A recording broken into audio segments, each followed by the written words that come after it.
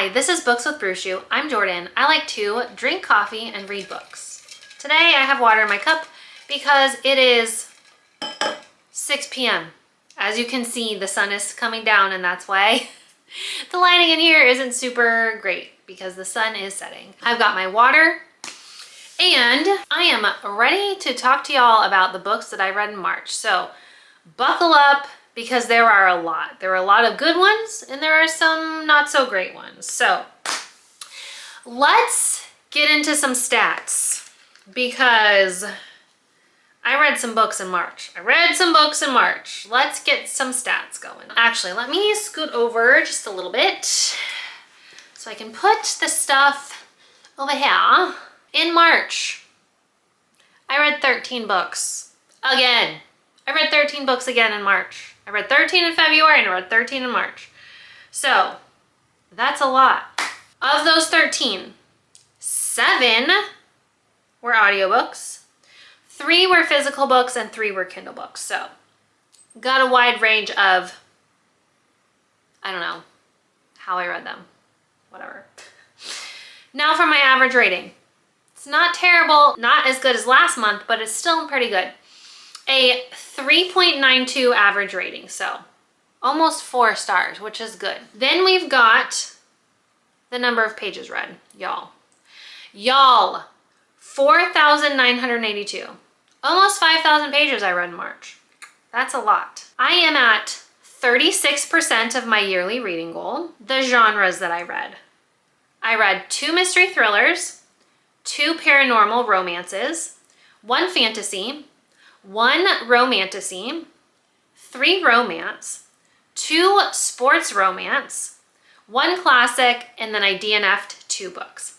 Of those DNFs, I did count 1 towards the number of books I read for the month because I did have to rate it in Goodreads since it was an ARC copy that I received from NetGalley. So I had to rate it and write a review for it. So that's why that one is counted towards the books read. But between the 2 that I DNF'd, those amount of pages kind of count towards 1 book. So it comes out in the wash. That is how many books I read and all of the stats. So before we get into exactly what books I read and yapping about them, please make sure to give this video a thumbs up and subscribe to my channel because it really does help me out.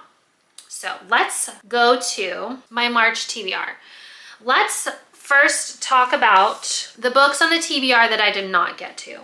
So I got to Gaze Upon Wicked Gods by Molly X. Chang for a special edition book, and I did not get to this book this month. Illumicrate has yet to announce a sequel special edition for this series. The author also put out that there will be a book 3 in this series, so I decided, like, this edition is pretty. I do like it. But, like, do I need special editions of all of the books in this series? Like, I think I'm gonna be okay. And I didn't want to start another series. Like, I've been starting so many series lately. So I, on purpose, didn't read this book. Also, on purpose, I did not read Metal Slinger. The sequel is not out yet. It's only a 2-book series, so it's only a duology. However, the second book is not out yet. It's not going to be out yet for a couple more months. And I have pre-ordered the Fairy Loot edition of that book. So I'm going to wait until I have both books in my possession so that I can read them back to back and just knock the series off right away. Rather than starting this one now and then maybe finishing it this year. I don't know. I've got so many duologies that I'm in the middle of and I want to focus on the series that I've already started. So I also on purpose did not start this one because I'm tired of starting series. I have a specific bookshelf on Goodreads of the series that I'm in the middle of and all of the books in those series that I need to read.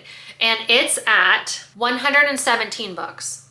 So I need to read 117 books to catch up in these series that I'm in the middle of. That's an entire year's worth of reading for me. An entire year's worth of reading. More than an entire year's worth of reading for me. Just to catch up in all the series that I'm in the middle of. I'm going to attempt to stop starting series, which it's inevitable. I will start some, but I'm going to try to mitigate that as much as possible. I did not read those on purpose. Then I also did not get to the audiobook of Recursion by Blake Crouch. I had the audiobook checked out on Libby. It was ready to go. I just didn't feel like it. I honestly just didn't feel like a sci-fi book. I didn't want to. And it sounds really interesting and I do eventually want to read it, but I just wasn't in the mood for it. So I didn't read it. And you know what? That's okay. That is okay. Because it wasn't like I wasn't reading. I was still reading. I just didn't want to read that book at that time.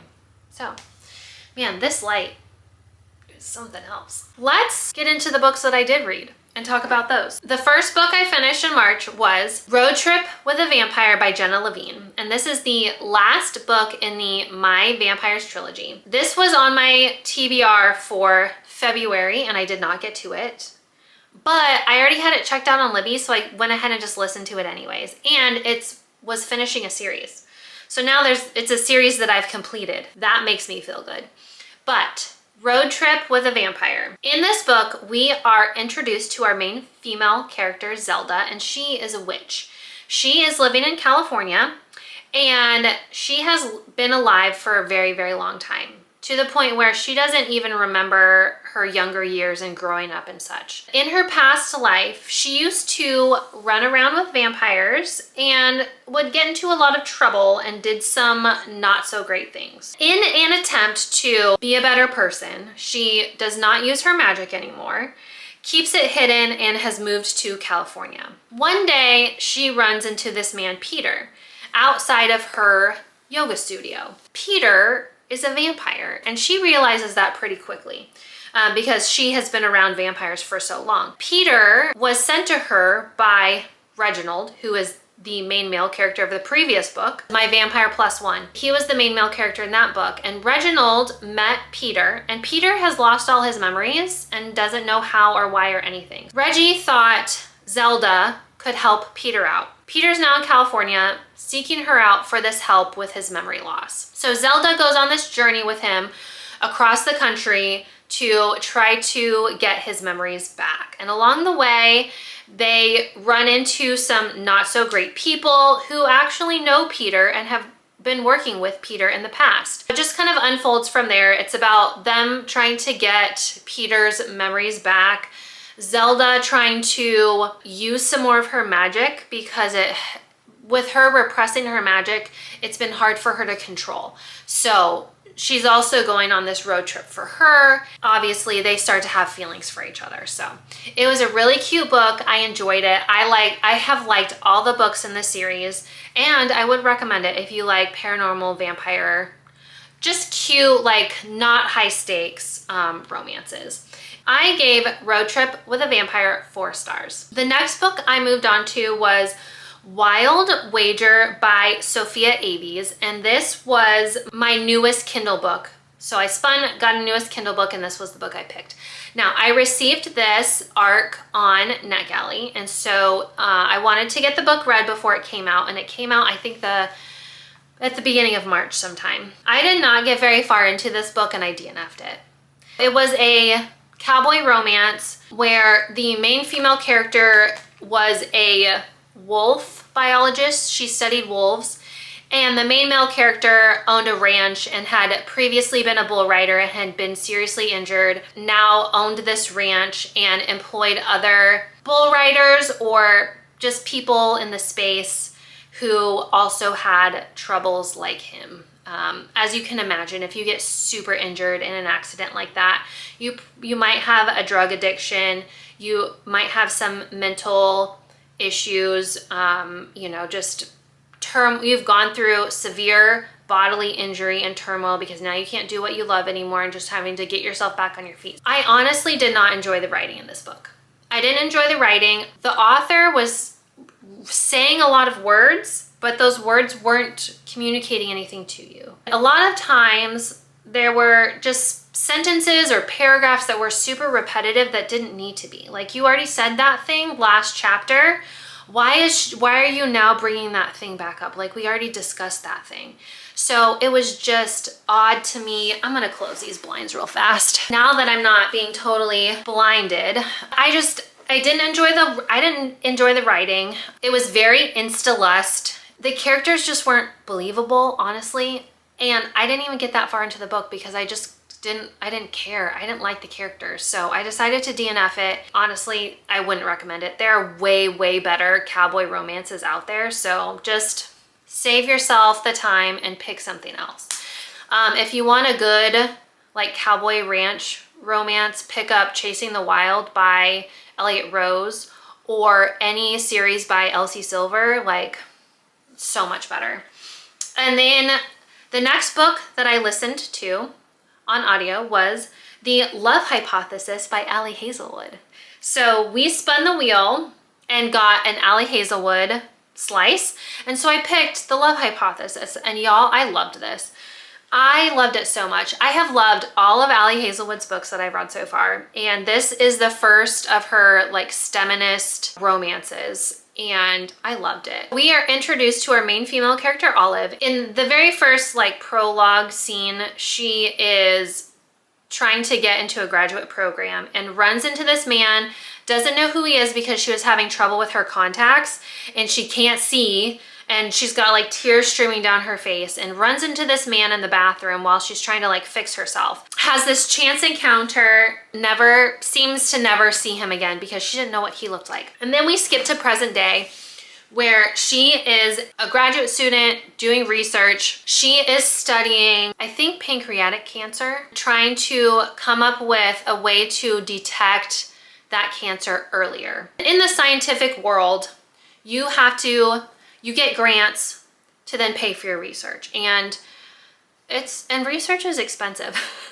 Reagents and any kind of scientific anything is marked up so high if you put the name like scientific on it. Everything is so expensive, so like her reagents aren't of very good quality, so all of her tests aren't turning out exactly how you would hope. She is a struggling grad student. She has no money. She's trying to get this research done. Her best friend, An, wants to date Olive's ex-boyfriend.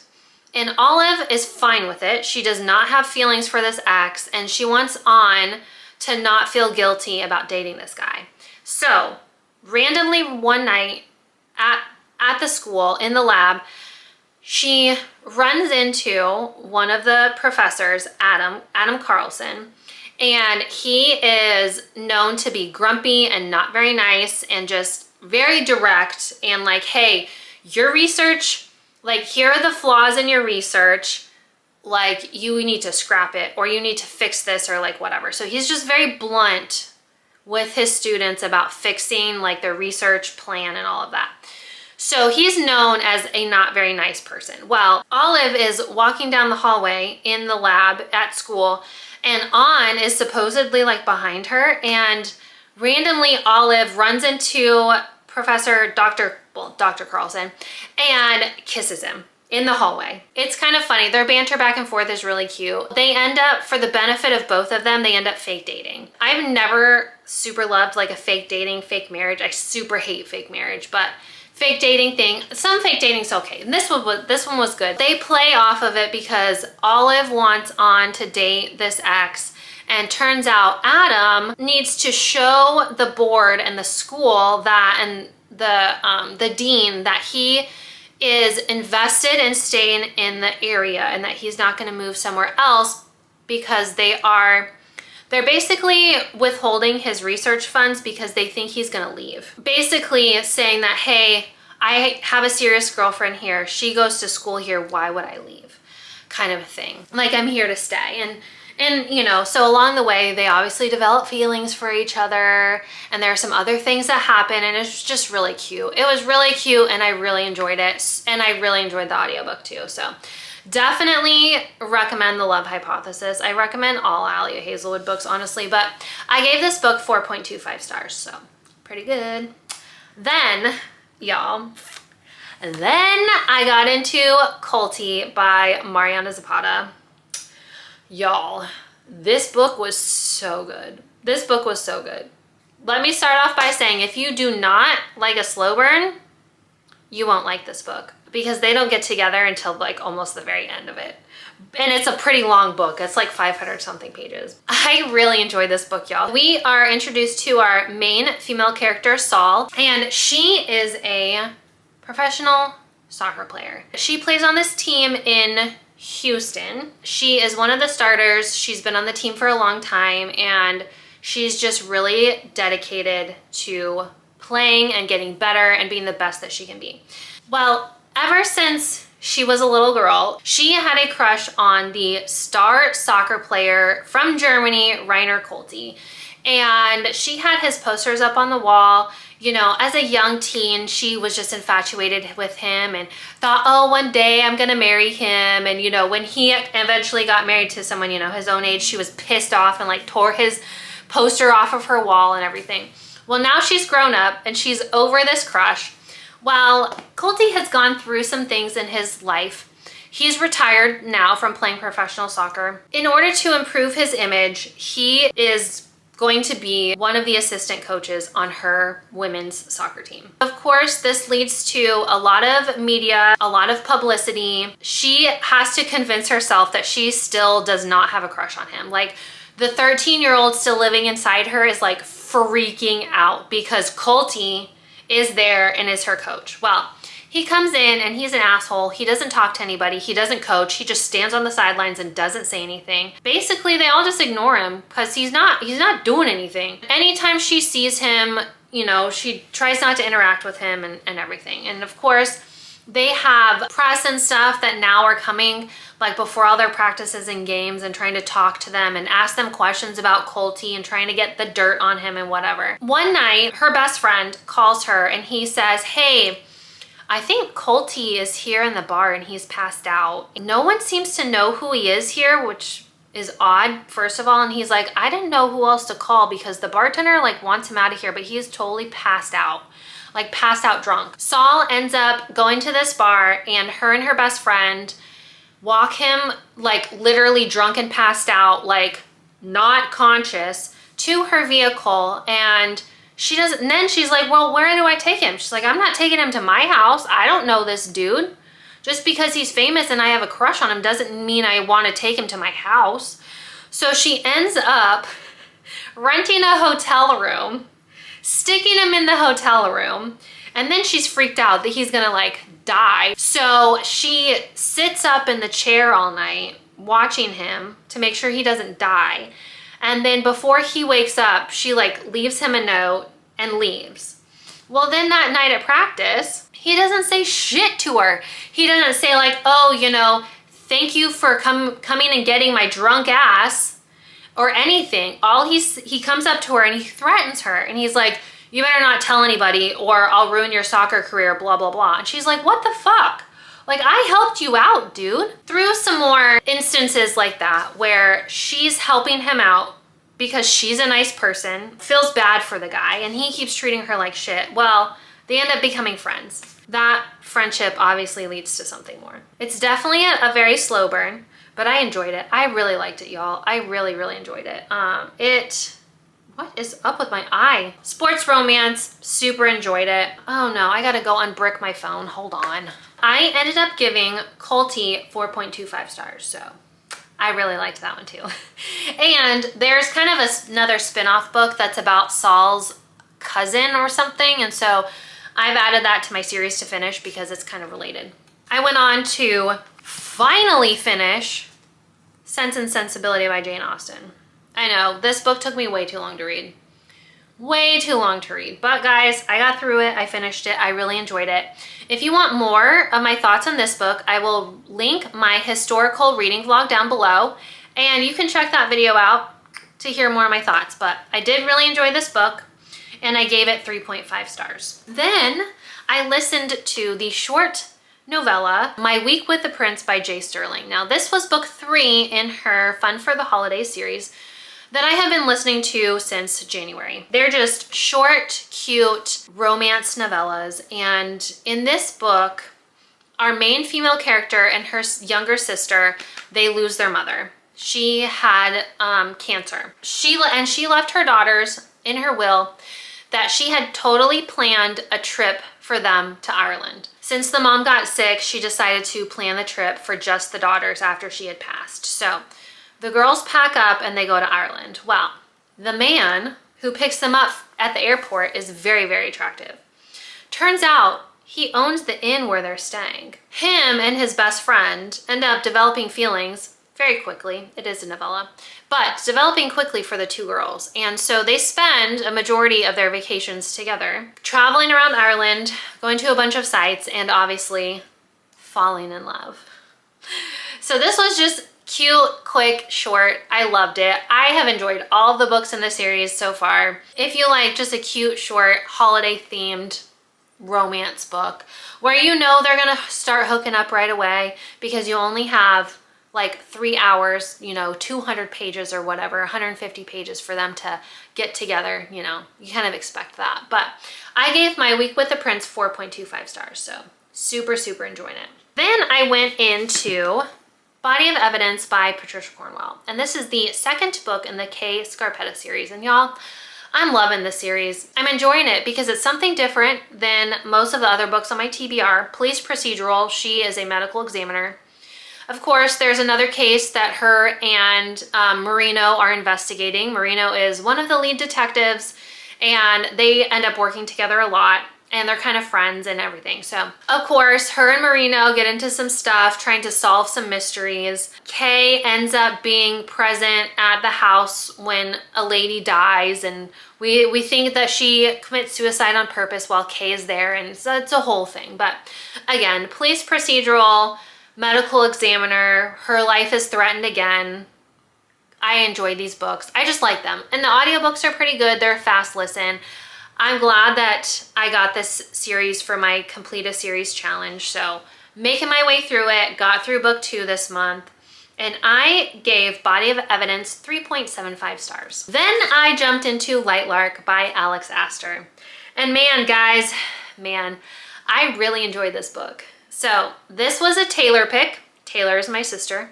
She devoured this series and is impatiently awaiting the 5th book, but I read Lightlark and I absolutely loved it. We are introduced to our main female character, Isla, and she is a wildling. Every 100 years, all of the rulers of the different kingdoms, lands, whatever they're called, around the area all go to Lightlark, which is an island, to compete in these trials to try to remove the curse that has been placed on all of them. All of these different groups of people used to live on Lightlark, but then this curse was cast and a bunch of them left. Some stayed, some left. Well, the wildlings all left, and now Isla is going back to Lightlark as the ruler of the wildlings to compete in these trials, along with the other rulers. So we are introduced to all of the other rulers of the different kingdoms. I honestly can't remember what they're called right now, but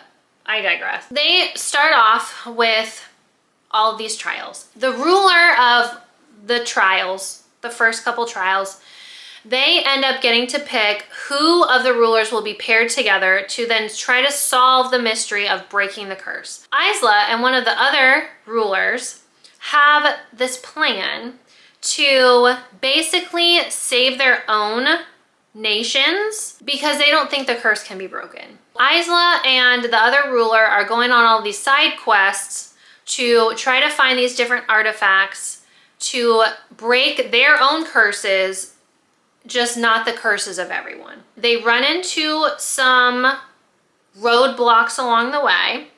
We're also introduced to Grim and Aro. Aro ends up being partnered with Isla. Aro has been researching on how to break this curse, and he thinks he's found the way to do it. So Aro and Isla are on their quest to break the curse, whilst Isla and the Starling ruler are trying to, the Starling ruler, her name is Celeste. So, well, Isla and Celeste are trying to do their own thing, basically. There's also some developing feelings, maybe between Aro and Isla, but definitely between Isla and Grim. For sure. For sure. There's budding romances going on, trying to break this curse, and y'all, shit goes down in the end. Let me just tell you, shit goes down in the end. This is good. This book was so good. I loved it. I mean, talk about some betrayal. Like, are you freaking kidding me? I ended up giving Lightlark 4.25 stars. I apparently just gave a lot of books 4.25 stars this time around. Then I picked up Endgame by Willa Gray. Now this book was not on my TBR. However, I wanted to read some hockey romances. Like, ever since the Olympics, I've been like, okay, but what about hockey? But what about hockey? So I wanted to get into a hockey romance. So I picked up Endgame by Willa Gray. This is a standalone romance novel. So that was one of the criteria when I was looking for one to read, was that it was a standalone, because I didn't want to start another series. We are introduced to our main female character, Ellie. She is in a bar and she is obviously upset about something. And we find out that it's because it's the anniversary of her mother's death. Her and her mother were in a very bad car accident and her mother ended up dying. This is the anniversary of her mother's death.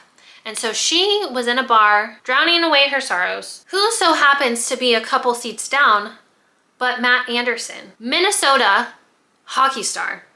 Now, Ellie has no idea who this guy is. She just knows that he's super attractive. They end up, you know, chit-chatting a little bit. Ellie's a little awkward. She's a little quirky. They end up chit-chatting a little bit. He can see that she's obviously very upset. And she pays her tab and she's leaving, and Matt asks if he can walk her home. And she says no, because he's a stranger and you shouldn't let strangers walk you directly to your door so then they know where you live. So she obviously turned him down. Matt happens to be co-owner of this bar that she was at. So Nate, the bartender, who's his best friend and also co-owner, gives him her name. So now he knows her name and he knows that she lives close. Well, Ellie is a nurse at the local hospital, and she has moved from Boston to Minnesota to be a nurse at this hospital. One of her best friends also works at the hospital, and she's just trying to get through day by day. Ends up one night, Ellie was out with her friends at a bar and is walking home to her apartment. Well, she passes right by Matt's bar, and he's sitting in there, and he sees her, and he runs out, and he's like, "Hey, remember me?" And she was like, "Yep, I do." And so he walks her home. Ellie is in the mindset of, hey, I haven't gotten laid in a long time, so just the next random guy I see, like, I'm just gonna proposition him to hook up. Like, whatever. She invites Matt upstairs and literally just propositions him like that. She's like, "Look, it's been a long time since I've had sex, and do you want to do it? Do you want to do it?"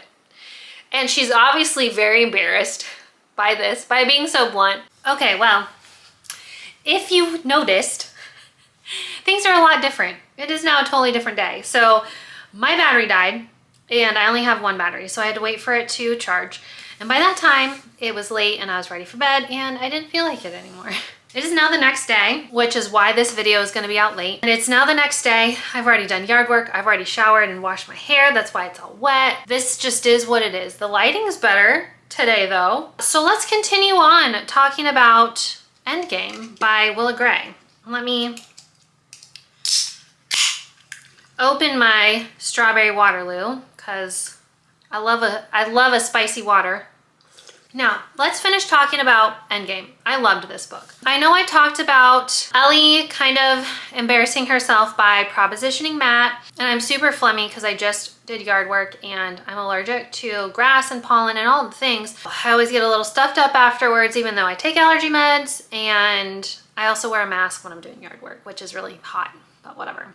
Ellie propositions Matt. He's also kind of embarrassed, but also very intrigued because obviously he's attracted to her. He was trying to find her after they had first met. Things happen, and the next day, Matt realizes that he didn't tell Ellie that he's a professional hockey player. He has a game that day, and his phone had died, so his alarm didn't go off. So he needs to leave like now, otherwise he's gonna be late for the team briefing and the warm-up before his game. He has to kind of very abruptly explain to her that he's a professional hockey player, profusely apologize and say, "Hey, I'm really, really sorry, but I have to leave now." She's really upset by this, like super upset. He has no choice but to leave.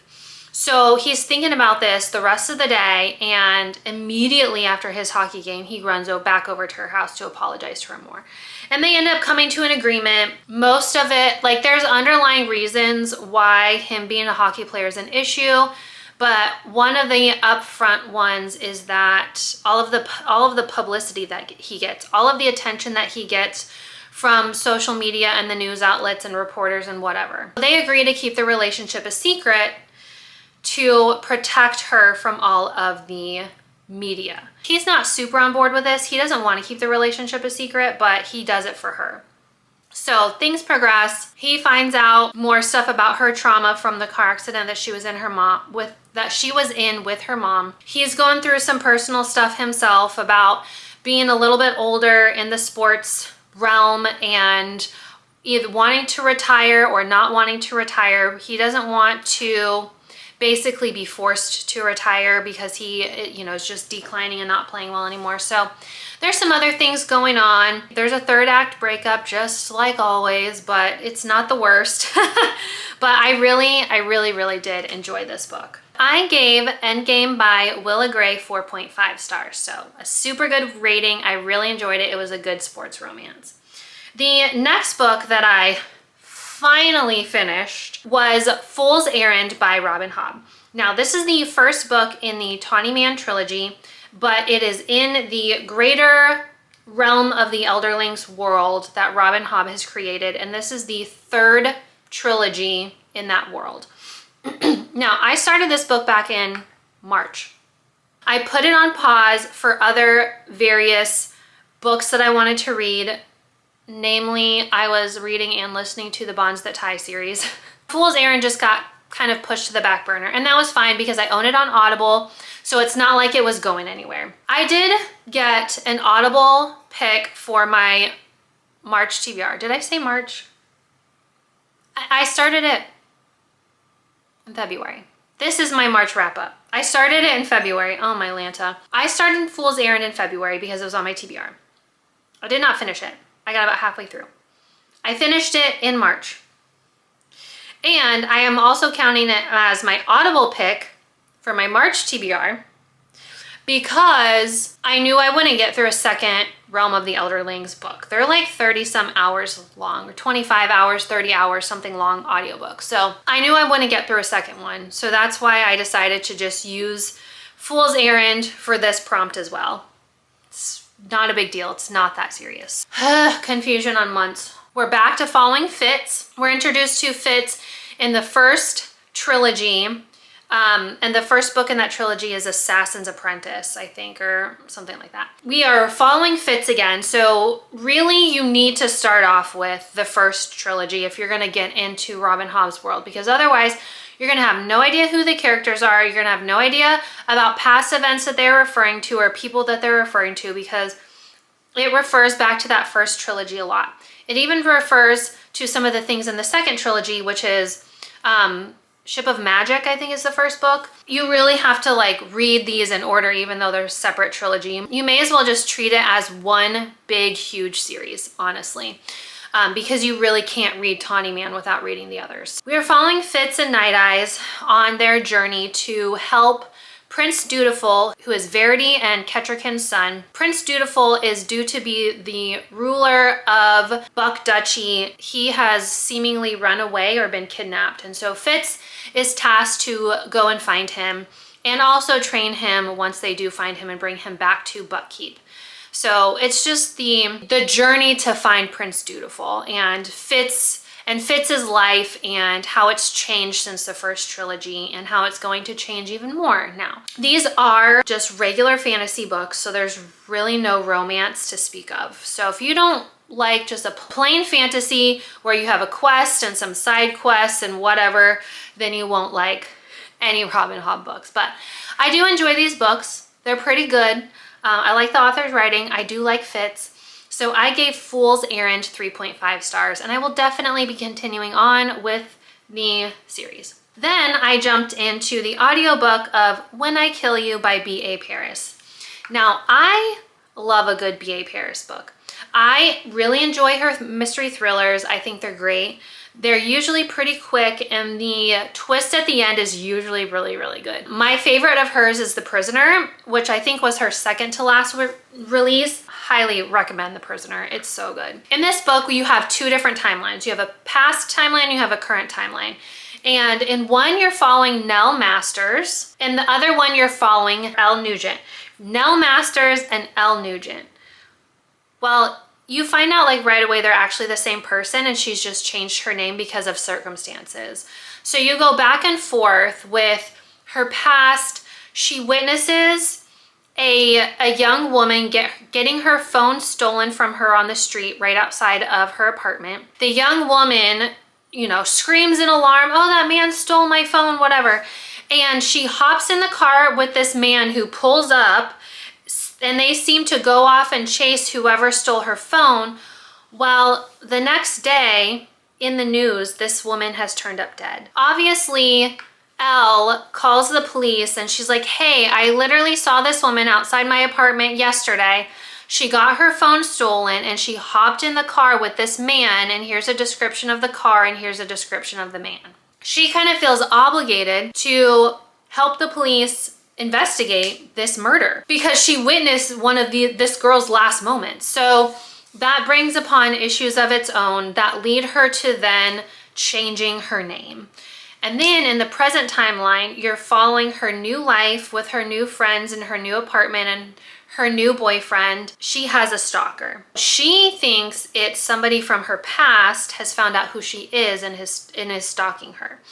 So you're following both timelines trying to figure out what's going on. This is a really fast read. I think it was a 7-hour audiobook, so it's really not a very long book. I will say this is not my favorite B.A. Paris book. It's just not. It's an okay mystery thriller. There wasn't a huge twist at the end. I didn't necessarily see it coming, but towards the end of the book, I was also doing house projects around my house and doing some painting and whatever. My brain was honestly in two different places. Like, I was listening to the book, but I wasn't like trying to figure out what was going on or anything. I was half concentrating on the book and half concentrating on sanding my walls. So, you know, and trying to fill holes and stuff. This was an okay B.A. Paris book. I was a little disappointed because our previous book was so good. I gave When I Kill You 3.5 stars. So not a bad rating. It's just not my favorite B.A. Paris book. Then I moved on and listened to the Strawberry Patch Pancake House. Now, yes, I know this isn't my Magical Readathon TBR. Yes, I did finish it in March. However, I'm going to use a scroll and I'm going to count it anyways because, one, it's not that serious, and two, I need all the help I can get making sure I finish all of these books. And also, I had the loan from the library. It was there ready to go, so I just hopped in and started it. Plus, I was painting in here. I painted my hallway, and I was painting, and I needed another audiobook to listen to, and so why not? I just jumped right into it. Strawberry Patch Pancake House. I do have a reading vlog coming out next week about this book. My reading vlog next week is reading spring books. So I'm reading Strawberry Patch Pancake House and Fools in Love by Jay Sterling, both of those books in that vlog. So if you want to see more of my thoughts about the Strawberry Patch Pancake House, please check out that video next week. Let's go ahead and talk about the other DNF that I had for the month. And that is Robinson Crusoe by Daniel Defoe. Now, this was my mug pick for the month of March, and I got 40 pages into this about. I don't know if I updated this because I was listening to this back and forth on audio and then reading it. I just didn't care. I just didn't care. And I know it probably gets more interesting once he gets marooned on this island and has to like survive for himself and he meets Friday and blah, blah. I'm sure it gets more interesting. But I Googled it and he doesn't meet Friday until like 150 pages into the book. That's halfway through the book. And I'm like, I'm not gonna read another 100 pages for it to start to get good because I just didn't care. I thought, you know, life is too short. Let me read books that I really want to and that I'm really interested in. One of my friends actually said something very interesting to me. It was one of the friends I went to New York with, and she had an accident, and that's funny in hindsight, but not funny at the time. She had a little accident, and her first thought was, I'm gonna die before I can read all the books that I want to. I'm not gonna get to read all of the books. It's funny in hindsight, but not at the time. She's fine, she's good, she's okay. That made me think, you know, it's true. There are so many good books in this world. And our time on this earth is limited. So let me spend that time reading books that I actually want to and that I'm actually enjoying. That's what I did in this case. I decided I'm trudging through this. I had like a week and a half left in the month. And I'm like, okay, I can either take the next week and a half to trudge through this and not have a great time, or I can stop reading this and read something else that I really want to. So that's exactly what I did. I picked up Broken Ties by J. Bree. And this is book 7 in the Bonds That Tie series. Now, y'all will know if you watched my February wrap-up that this series had me in a chokehold in February. It had me in a chokehold. I devoured these books. I finished all 6 of the books in 6 days. That's 1 book a day. Now, I did take a little bit longer to read this one, mostly because there's no audiobook for this yet. So I was physically reading the whole thing. This is basically the first book in the series, but told in the guys' points of view. So you have all 5 guys. You've got North, Knox, Gabe, Griffin, and Atlas. This book is told in their points of view. So it's the same exact events that happened in book 1, just how the guys were thinking and what was going on behind the scenes and what the guys were doing while Ollie was trapped in her dorm room, not doing anything. And you get insight on their backgrounds, on what they're doing. You get a lot of insight on Atlas and his life at home on the East Coast, which I really enjoyed because Atlas is my favorite. I love Atlas so much. I love Atlas because of the way he treats Ollie. He treats Ollie amazingly. His mindset is, I'm going to do whatever it takes to make her happy, no matter what. I want to impress her. I want to make her feel good. I'm going to do whatever it takes. No matter what I have to do, I am going to do whatever she needs me to. I'm going to be the perfect bond for her. I love Atlas so much. Anyway, so I read Bonds That Tie. I don't want to give too much away on this book because you get so much information on the boys, and it's just so great. It's just so great. And I wanted it to keep going. I did not want it to end. I really want the author to write the other 5 books all in the boys' point of view too. I want to know it all. I want to know it all, and I don't want to be out of this world. It's just, I finished it and I was like, it's over? It's over? I was like, no, it can't be over. Love this book. However, if you're going to read this series, definitely read this one last because there are spoilers for the rest of the series in this, for sure. So read this one last. I gave Broken Ties 5 stars, just like I have all of the other books in this series. No notes. Again, I just love these books so much. So they're just 5-star, all the feels. I just love them. That concludes my March reading wrap up. Those are all the books that I read this month. It was a pretty good reading month. Talked about all 13 books I read, a couple DNFs. Please tune in for my spring reading vlog next week. Give this video a thumbs up and subscribe to my channel, and I will see you in the next one. Bye.